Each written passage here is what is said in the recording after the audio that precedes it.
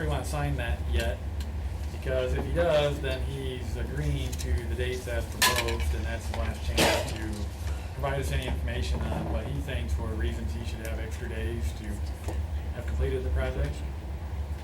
And if you look at that, if the change order is to add 60 days to the contract, he had written us a letter with, here's some things that happened that were out of our control that we should extend the contract for, and we reviewed it, and he asked for like 8 weeks, and we came back with 4.5 or something like that, whatever 60 days works out to.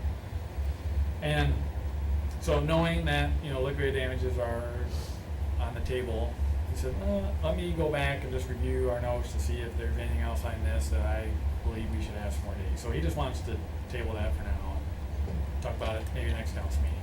He wasn't available to come tonight either to discuss it, John Jones, and he thought he will make it in 2 weeks. So as far as that, he didn't sign it, so it's not a valid change order to approve anyway, so that's just a moot point. So I just thought I'd kind of go through why everything's on the agenda. Is the contractor asked for substantial completion last week, and I agreed that they've reached that point. So got 4 copies of the substantial completion certificate dated July 1st, and along with the attached punch list and all that. And that's all fine, normal, nothing unusual there. All that means is that at this point, the treatment plant is really turned over to the city. Operation, maintenance, insurance, all those things, whatever they would be, are all pretty much the city's. And it starts the 2-year maintenance bond, for just the whole project that if we find a defect to something that was put in incorrectly or whatever, a year and a half from now, if the contractor doesn't correct it, the bond that they have will back them up. So that starts July 1st. So that's all there's to it. Now, where the wrinkles of all this in the pay request, what I'll try to explain. Iowa changed the law a couple years ago, which I don't like, but it allows the contractor, once they reach substantial completion, to ask for a reduction in retainage. Instead of holding 5% until the project is 100% complete and accepted by the city, they can ask for a reduction in retainage, and there's no ifs, ands, or buts about it. All the state law just says they can do that, and the city can hold 2 times the value of any work that's not complete. And so he's asked for that. He asked to, the law states that he has to send out a notification to all his subs and suppliers 10 days before asking for a reduction in retainage. And so he emailed out his long list. He carboned me and Aaron on all his subs and suppliers with this official language right out of the Iowa code, and says, I'm asking for that, and you have 10 days basically to the subs and suppliers to submit a claim to the city if you don't think you've been paid. And so that date is coming up like Sunday. So if you haven't received any claims by the end of the week, we should pay them. Other than what I'm going to talk about a little more here, the 305,000 or whatever it is on the and that. So I went through the work remaining was basically off his pay requests, and then just some judgment on our part of what we think's not done. And it's $47,000. And just to kind of give you a quick summary of what that is, just where things are at. The various site work and grading wasn't done. They had it almost done until it flooded. A little topsoil hit the river out of that. The seeding's not done, obviously. It's still dirt out there. And then, they didn't, under this contract, they didn't finish the driveway paving. That ended up being done by, Covey is doing it. So technically there's some work they haven't done yet, because we haven't executed a deduct yet to remove that from their job. So I haven't paid them for that work. And then the painter still got a little work to do. There's one room that's not painted yet. What's called the EFIS system, that's the insulated stuff that's put around the old building, and then it's got the red coating on it that kind of makes it look like concrete. For no better term, they forgot to do a spot, which you can't see. It's behind the flood wall down to the ground. They just did it above the flood wall. Don't ask me why, it's just what they did, so kept some money for that.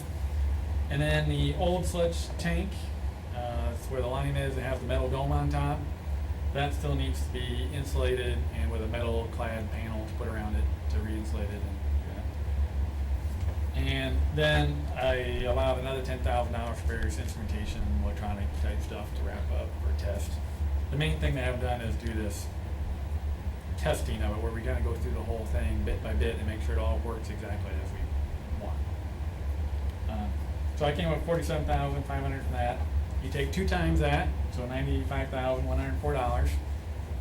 And that's, if there was nothing else to the discussion, that's how much you withhold, you'd pay everything else out, and you have not paid $95,000 of the total contract to date. If you pay requests, was it 24, I guess, as is. And that's just the way that is as far as substantial completion and reduced retainage. It used to be you held the whole 5%, and that was the big stick to get a contractor to come and actually finish their punch list. That's more. I mean, this came from the contracting side of the business. Convinced the legislature that they didn't like having all that money held out there. So, they didn't ask me. I don't think they asked the cities either. Okay, so that takes care of substantial completion and the change order. Okay, so now liquidated damages. That's the reason for change order 5 being postponed. If change order 5 was signed and accepted as stated,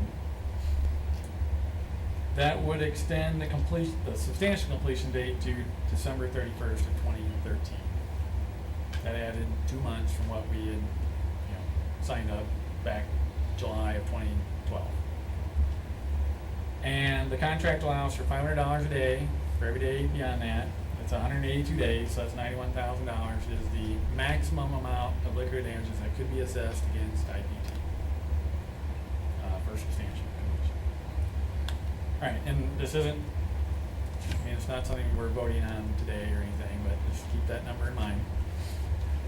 All right, so some bills that the city has or will get soon that are above and beyond, what you originally signed up for. There's certainly the Department of Natural Resources $2,000 fine. That's excellent. Our contract with the city allows us to be paid additional if the contract goes beyond the completion date and construction time that we signed up for back 4 or 5 years ago. And that number is about $50,000. It's $48,000 and something, I think, based on what I had our accountant print out. And that's not been billed to the city yet, but I don't know. I won't just do that here next week. We're gonna get our invoices out. And then I don't know if there's any other unreimbursed city expenses due to the project running late. Whether there was something, I don't know. That'd be for Aaron, and Steve to talk about if you got anything. So, all right. So knowing that there is some additional money, that the city's out of pocket potentially because the project's 6 months late, you want to take that into account. And the city, this will probably be on the agenda for next week to decide some. Well, maybe could be on the next council meeting. But you always have the choice of you can not assess liquidated damages at all. This is a purely city council decision. It's not for me. It's not for Aaron. Council. So you can do nothing. You could assess the full $91,000 or any number in between that you feel comfortable with. All right. So that being said, really the main item on the agenda still is the pay request, right? And so as the pay request stands, the contractor submitted a pay request that pays everything except that $95,104, which is 2 times the remaining work. And because all I'm signing for is saying that, yes, that is the amount that is remaining. That's what I'm saying to you by signing it, and that's the number I say is due. That leaves $300 and a payment of $310,708.46, right? So what you can do, you know, if you look on the pay request, there's you write in how much you're paying, and it says if you don't pay the amount, you know, noted above, you just have to include a short letter just saying why you're not paying that amount. And so this might be the opportunity you do that. If you could choose to say, instead of paying $310,708.46, you could say, well, maybe we're only going to pay $260,000 today, and that leaves $145,000 owed to the contractor potentially. And that's, you know, the bylaw, the $95,104 for 2 times, and then roughly another $50,000 for potential other expenses. Or you could only pay him $200,000 and hold the whole $91,000 potential agreement.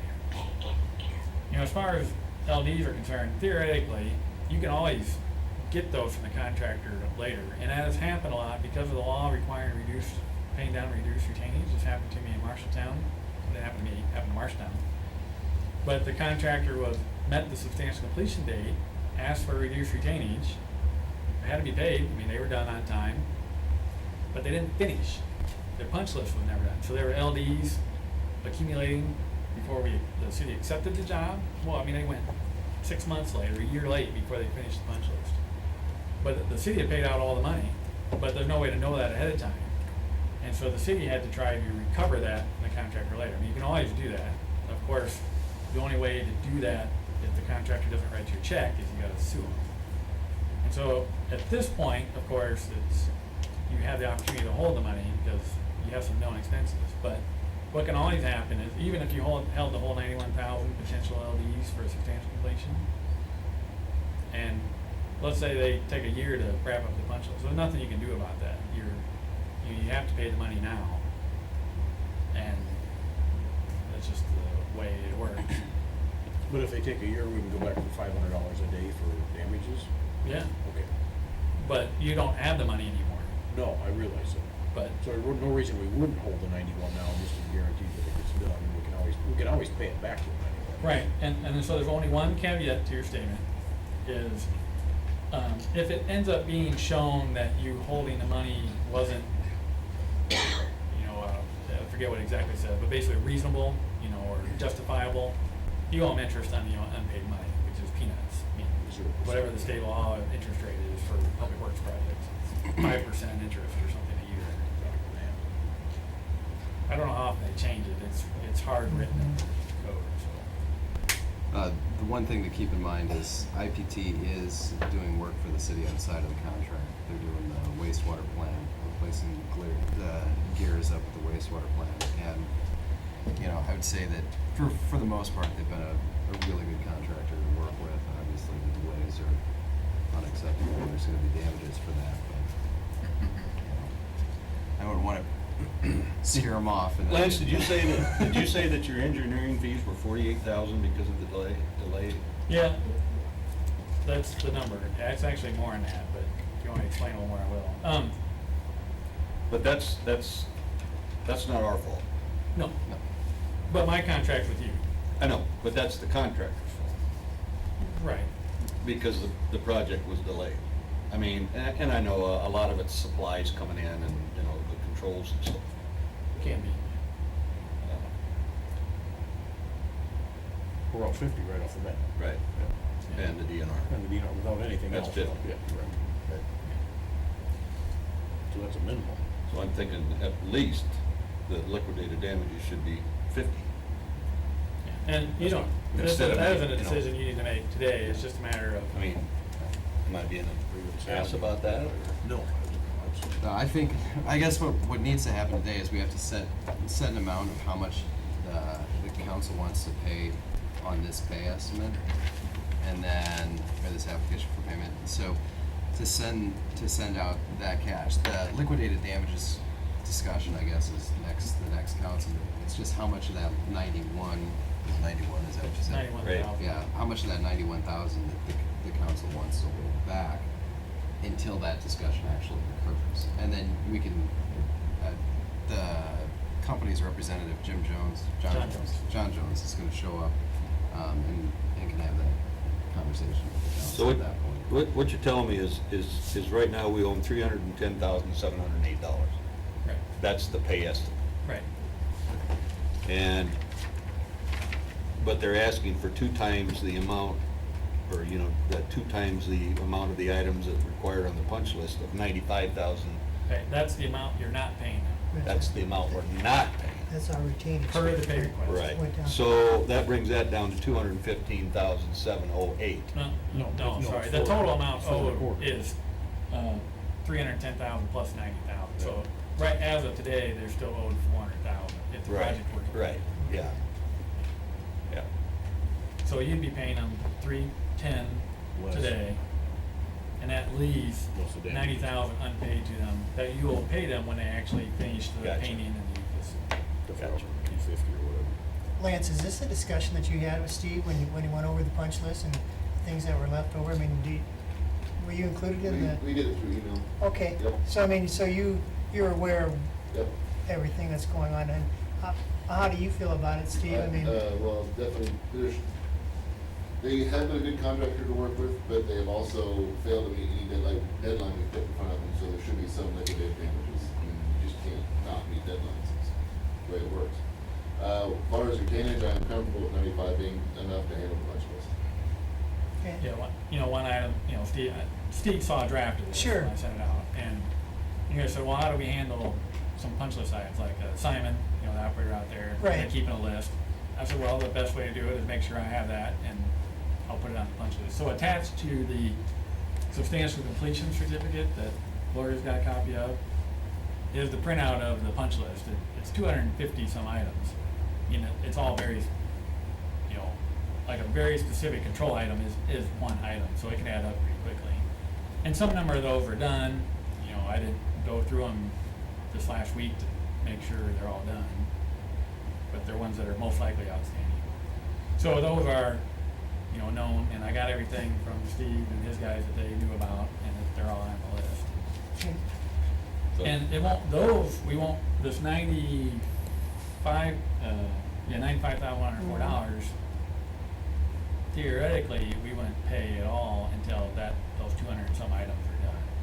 Now, they could come back and say, well, we got some of these big items done, and we want to reduce your retain more, and again, I can't really not do that. I mean, obviously, if there's LDs standing out there, you can still hold money, but, if they completed more work, you have to keep paying them. It's Mhm. because they can keep asking again for a reduction in retain. So the $500 a day is up till today?